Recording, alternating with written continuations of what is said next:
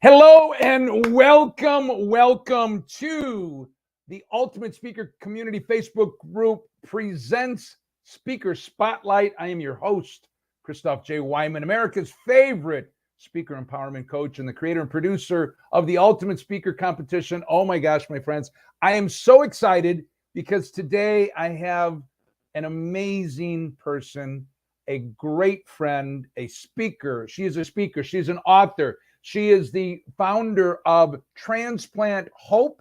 Her name is Courtney Kaplan. She is an alumni of our Ultimate Speaker Competition 2 times, and she will be featured in her own episode on a TV show on Prime Video called Speak Up later this year.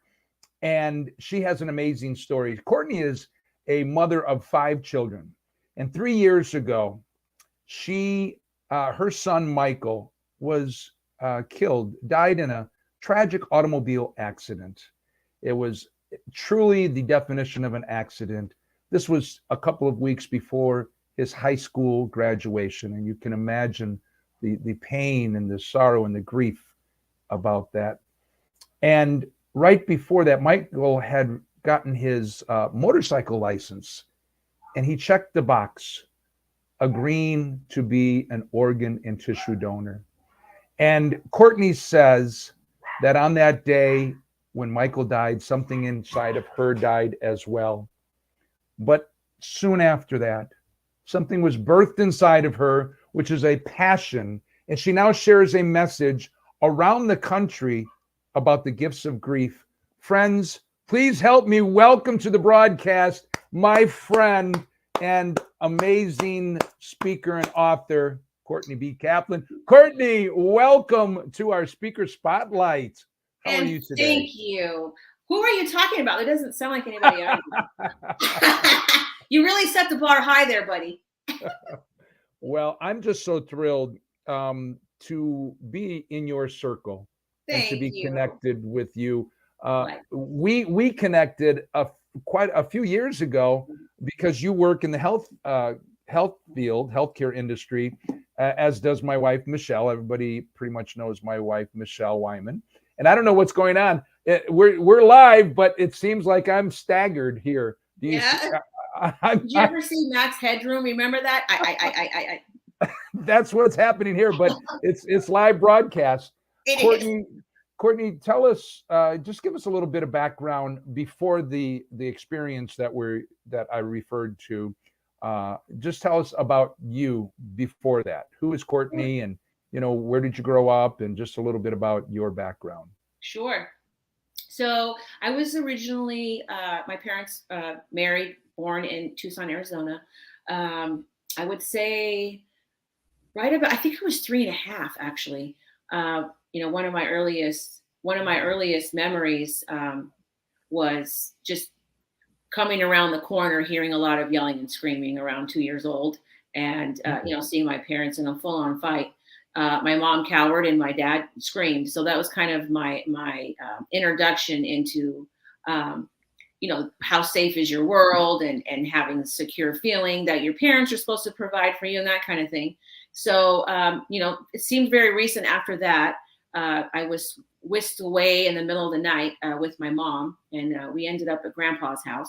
And, that was the end of, my happy little family, if you will.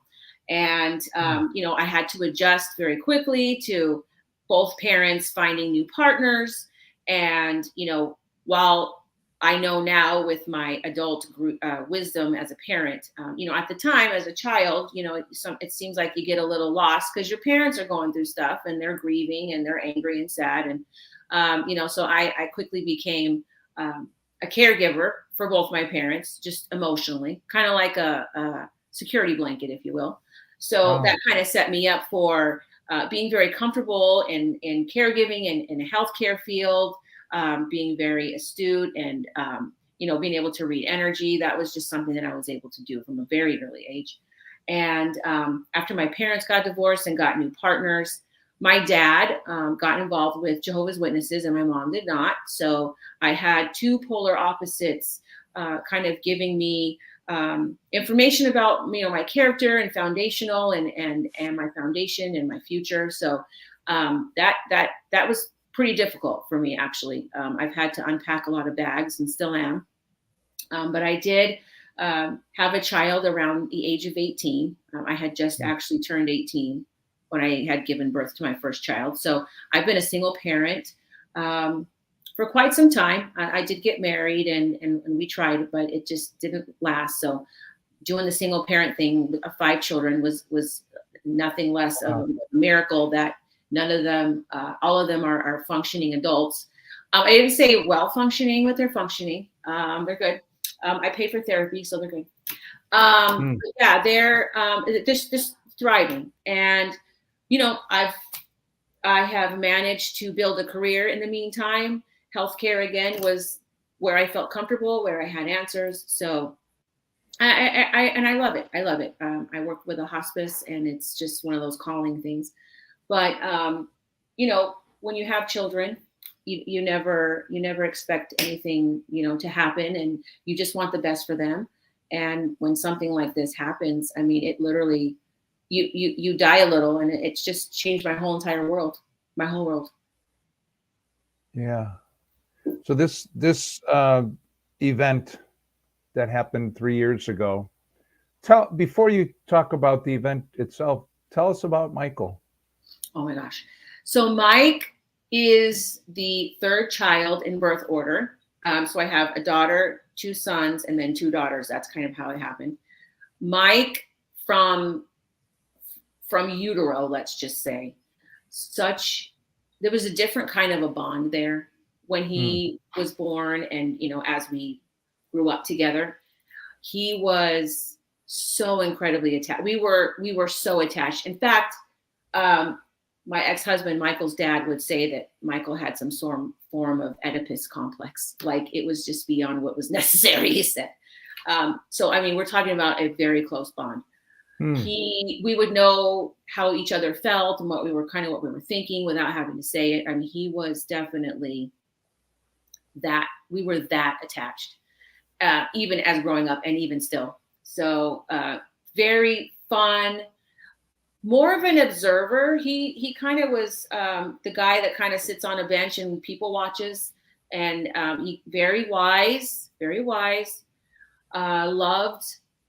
loved reptiles. I would say reptiles. Oh wow. That explains it. That explains it, because last week you had to take your snake to the vet, correct? The snake got burned. I've known you for a while, and I never knew that you had reptiles. So I literally have a snake in the living room. Yeah. Super fun. So it kind of weeds out the people that, like, I don't want to have come over, who I know don't like snakes. I put the snake out and they're like, what the hell? Like, put that away. So what's the snake's name? Snickers. Yeah. Snickers. I was with Michael, like, we went to Pet Land back in, I think it was 2010 or 2011, I would have to say. And he literally stared at the snake tank for probably an hour. And he like seemed to get to know each one of them. I don't know. And then Snickers was the one he picked. It's adorable. They were literally connected. He would lay in bed with the snake. I got a few calls one day at work. The snake was stuck in the toilet. I mean, like, I got stories.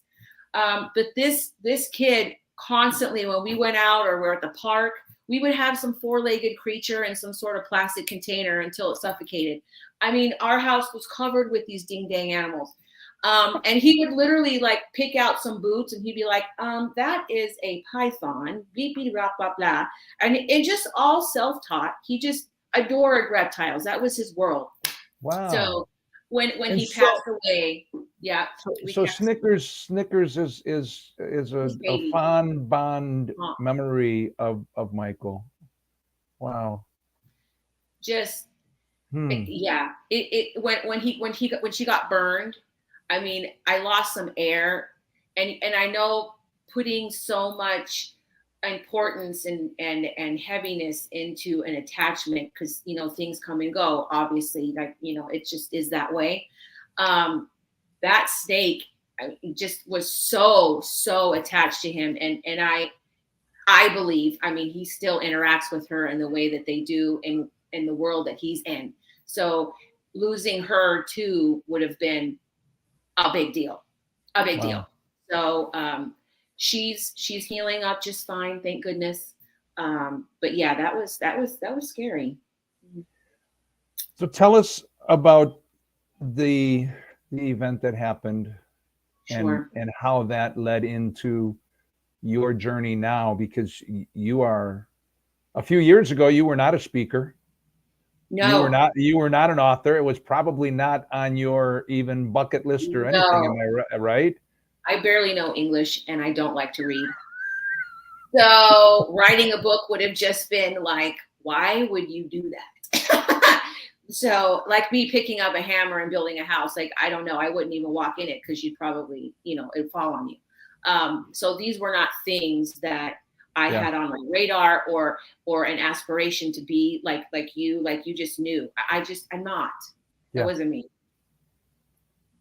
Tell us about how absolutely. This, so it was so let's say the morning, let's start at the morning of May 17th, 2019. It was a Friday. All of us usually gathered in the kitchen because I had 3 kids in one high school at one time. Oh, wow. Yes, you're welcome. So the Siglers were new. They were known, let me use that word. They were known in the high school because we had 3 of them going in at once. So we would ready ourselves in the kitchen. What's going on? What do you have? What's going on after work? Have our little conversation. Michael he had one little cup espresso thing that he would make on his way to school. So we would have coffee together real quick. And, he put his helmet on, buckled it, mask, leather jacket, like he did every day, headed off. And I love you, Mom. See you later.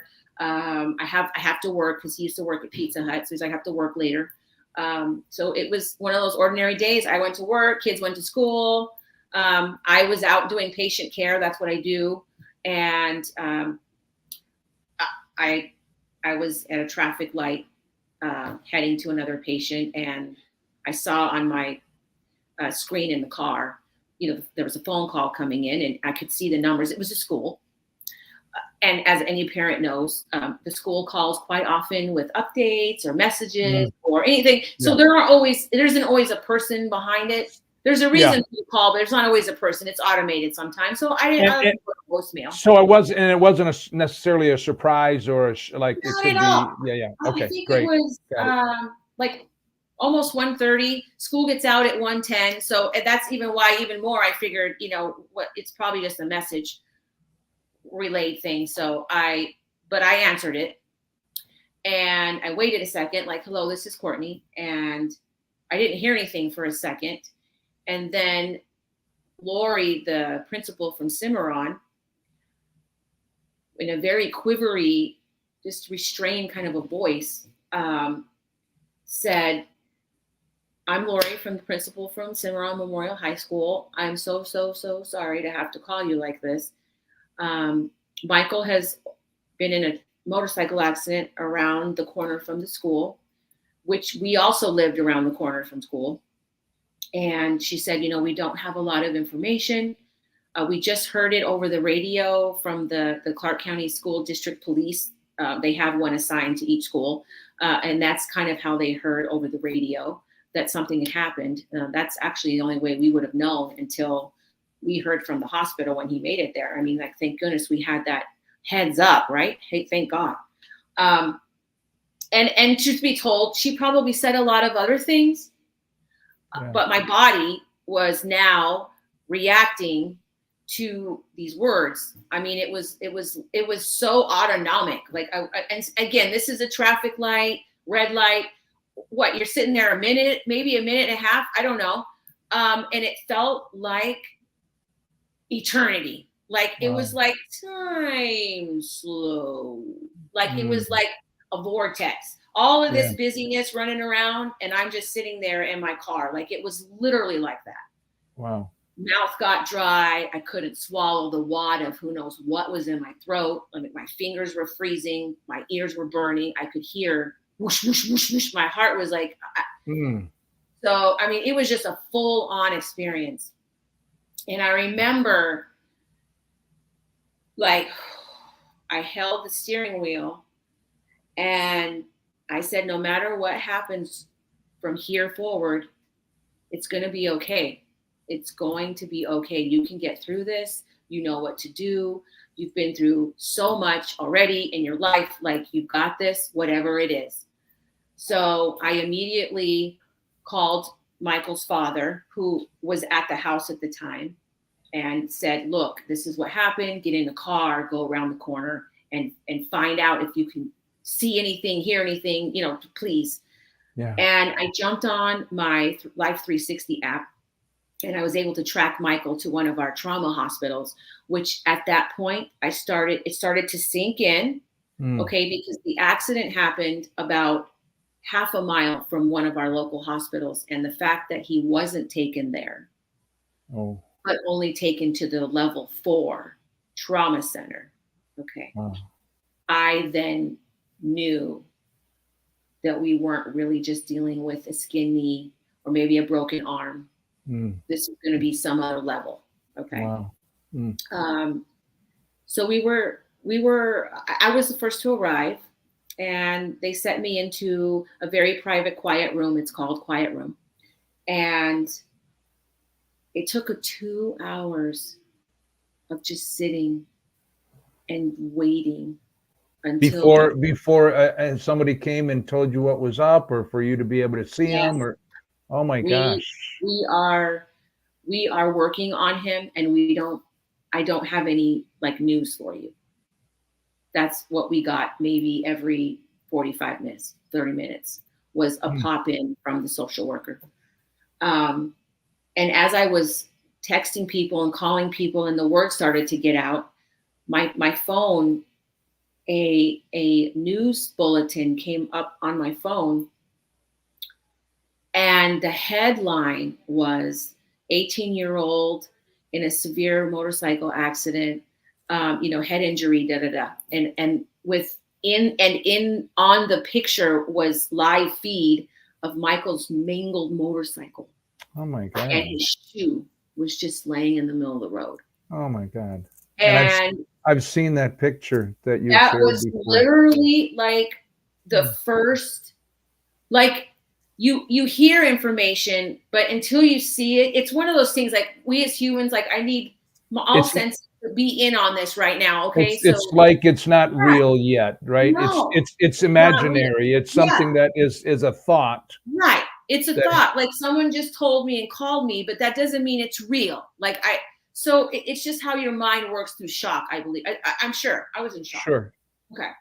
So I see this film footage, and the camera pans over, and there's 2 teenagers sitting on the curb with a huge dent in the rear of their car. And just like I couldn't even see their faces because they were so devastated. Like, and these were the driver. Like this later, I found out student in his class. Like, oh my gosh, 2 teenagers. We were dealing with this tragedy right now. So, after the 2 hours, we were brought back. We being my husband, my ex-husband, and I, and that was the first sight that we had of Michael. And man, wow. Just thinking about it gets me. Whew. There's so many blessings in this story, and I can't wait to tell all of you. There's so many blessings within this tragedy. And first and foremost, as a mother, I quickly learned that the impact, knocked him out, and there wasn't, a realization of pain or discomfort or suffering or any of that. So let me just say that in this whole conundrum of poop that was just handed to me, I hung on that. Even still to this day, there's peace involved with knowing that he didn't suffer. So He had a little bit of bruising over his eye. He had a bleed in his ear. It was just dripping, and I know that was from the pressure. And a couple skin marks on his knuckles, but there was not a hair out of place. Wow. Not a hair. But I was quickly recognizing all of these sounds and all of these of this arena that I have now been placed in the middle of. The doctors yelling out orders, and the beeps and the sounds of the nozzles of the alarms on all the machines that were now keeping him, I won't even say alive, I would say existing just for now, because we quickly found out that he had a severe brain injury, and there just was no hope. Yeah. But yeah, that was when it all just sunk in. And now I've thought it was, so it's coming up on 4 years. Yes. In a month, in 2 months. Yes. I know. I can't believe. And so now you have become an advocate and a national spokesperson for organ donation.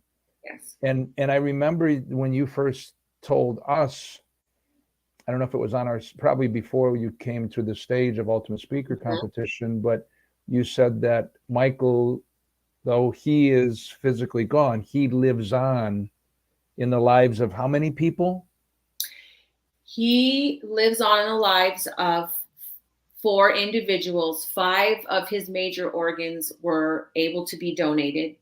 And when kidneys are separated, so those are counted as 2. And lungs can also be separated. However, 1 individual got both. So, there were 6 organs, 5 people, that kind of a thing. And countless others, their lives were enhanced through his tissue and ocular donation as well. Bone. Wow. Oh my gosh. Really?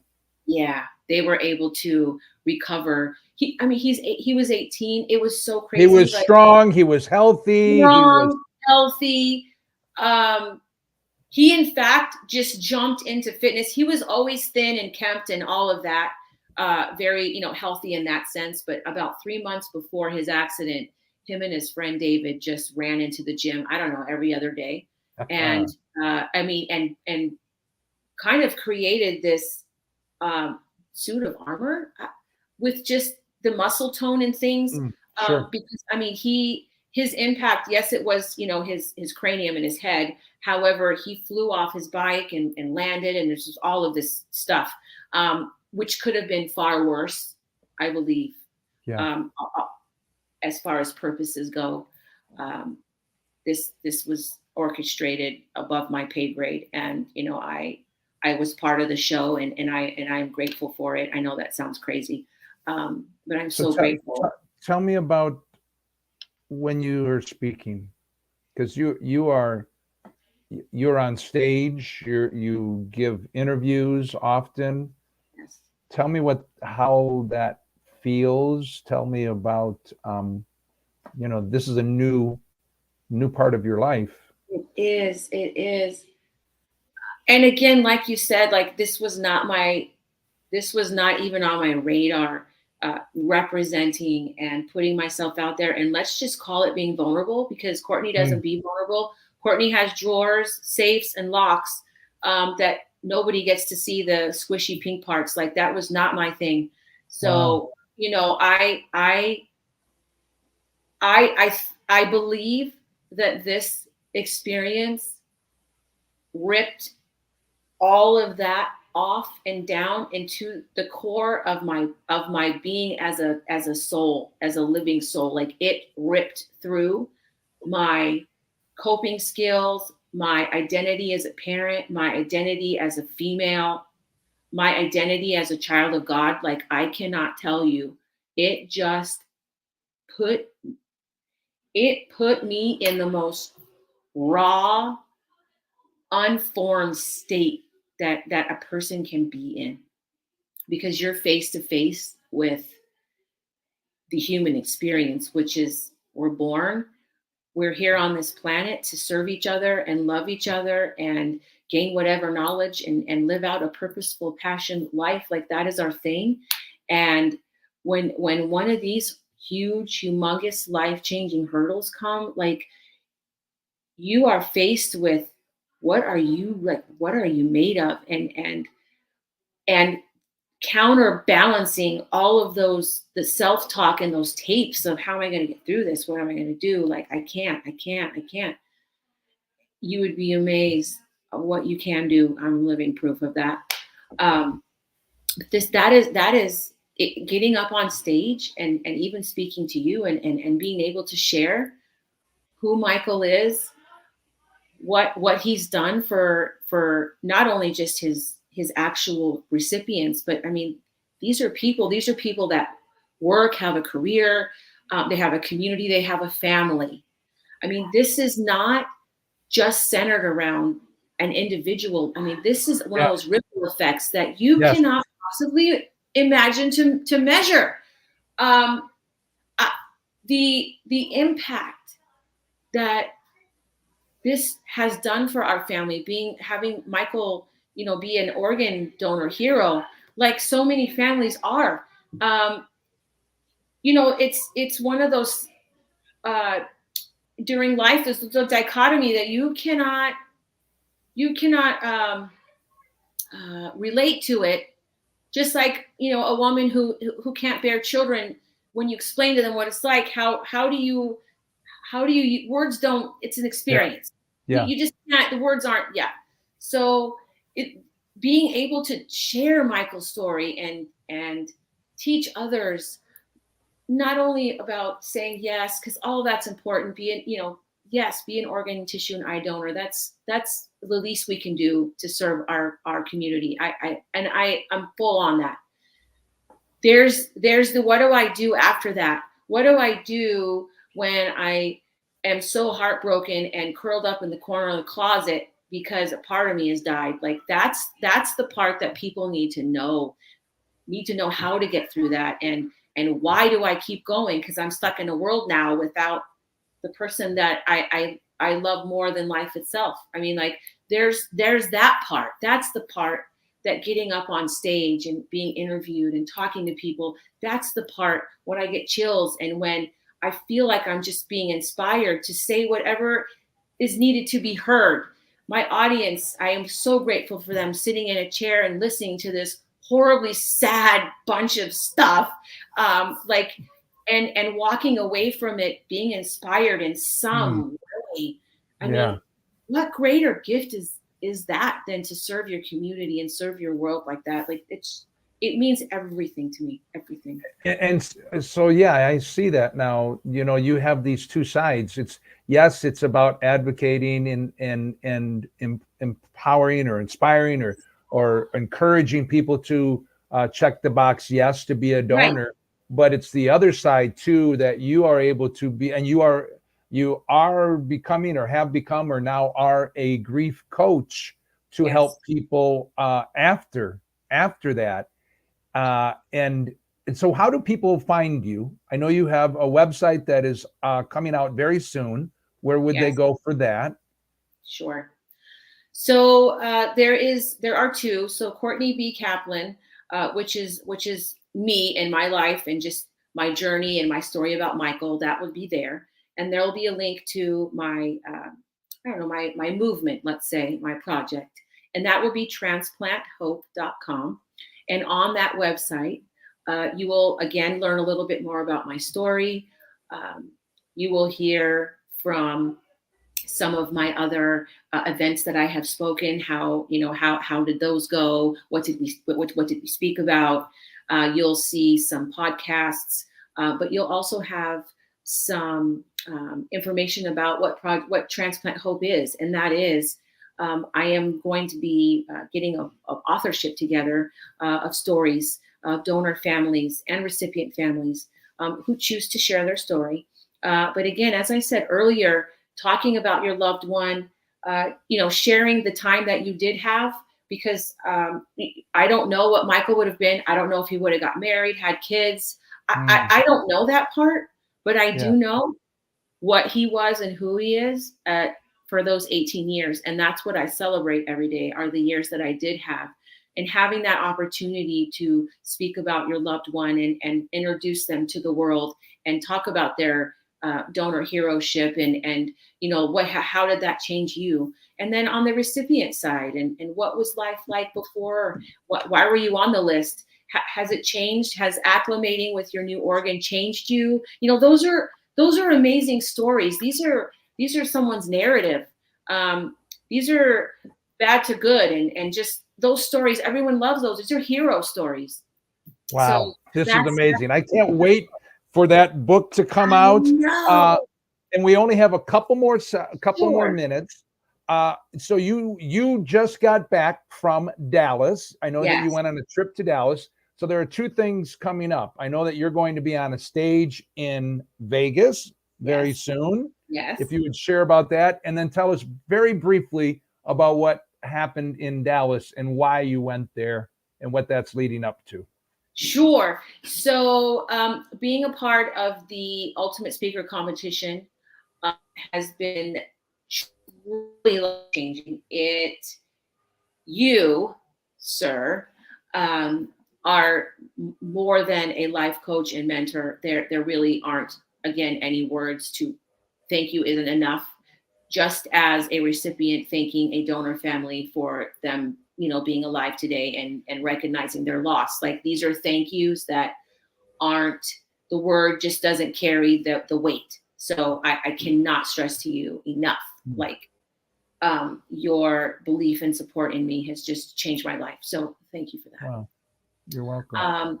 Ultimate Speaker competition is the alumni and the foundation, because you're so generous and work with so many charities, because it isn't about us, it's about them. So being a part of that is such an honor. So coming in April in Vegas is our Ultimate Speaker competition is back up and running, and I can't wait. So that's a stage I'll be hitting soon. And Dallas, oh my gosh. So I have had the opportunity to meet my son's double lung recipient. He lives in Texas. And I just recently came back from a beautiful visit with him and his family. And it happened to be that the studio for Speak Up, which Christoff had mentioned, the Amazon Prime show, it also is on Spotify and so many other avenues, arenas. So I went to the studio to tour it, which was amazing. I cannot wait when our season comes out and the recording comes out. So definitely stay tuned. I encourage you to take an opportunity to jump on Amazon Prime and look at Speak Up. If just as everybody has a story and a different story, and it's only your story. Your story isn't like anybody else's. So definitely think about it. If it's something that you're interested in doing, reach out to Christoff. He's amazing. And you said something to me when we chatted right before. What did that experience, being at the studio, and you talked about manifesting and envisioning?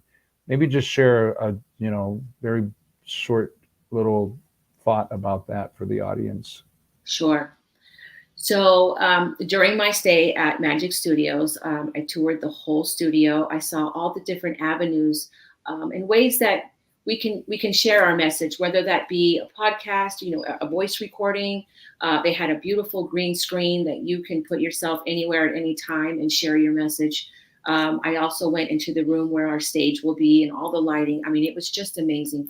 And again, like I talk about, I never thought in 1,000 years that I would be where I'm at and have the courage and the inspiration and the passion even to fight for something that's so endear to me. I mean, it's my heart, it's my kid.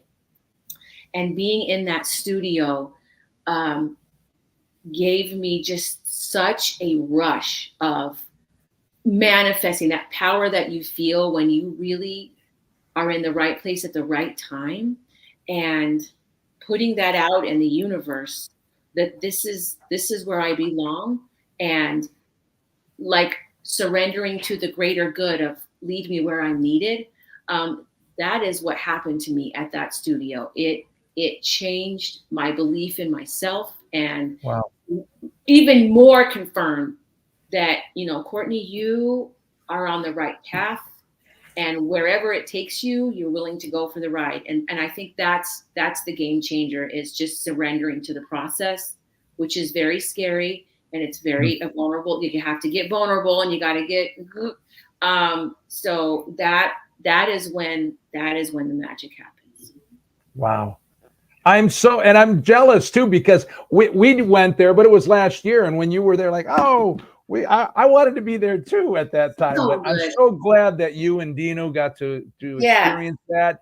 And we'll be filming at the end of May, and our season will come out sometime after that. Friends, it has been such a wonderful time for us to have Courtney here today. Again, you can go to CourtneyBKaplan.com. And very soon, I believe by the end of this week, she said that her other website, transplanthope.com, is going to be out and ready. And if you are in or near Vegas, April 2nd through the 5th, Courtney is going to be on stage during that time. We have the Ultimate Speaker Competition. It is open to the public.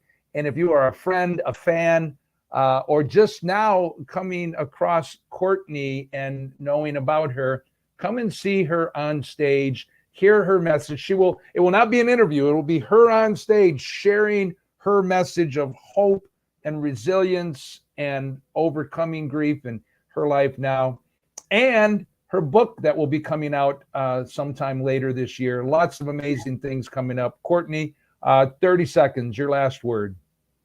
Oh, no. Nope. We're going to do it like this. I started doing this. You know this. I'm a big believer in affirmations. Yes. And so I always ask my guests to fill in the blank. Tell me what your affirmation is. I am. And then finish it by saying, and my gift to the world is. Okay. I am beautifully broken, and I'm an amazing speaker, author, and coach. And my gift to the world is my message, is my heart. It is my love. It is my passion. That is my gift to the world. You are awesome. Thank you so much. Thank you for tuning in to the Speaker Spotlight for Ultimate Speaker Community friends. God bless you all. Happy, blessed day, and we will see you again soon.